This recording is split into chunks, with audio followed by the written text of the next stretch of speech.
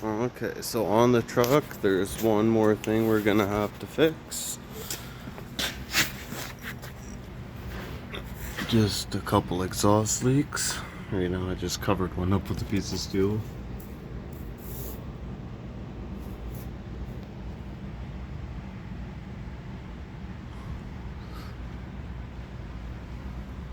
Definitely can tell there's an exhaust leak there.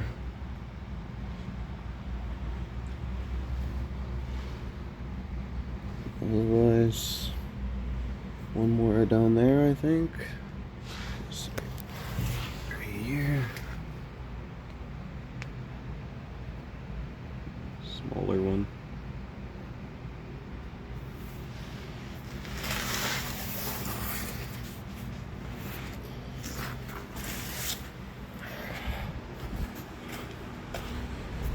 Get that all done, and hopefully it's good to go soon.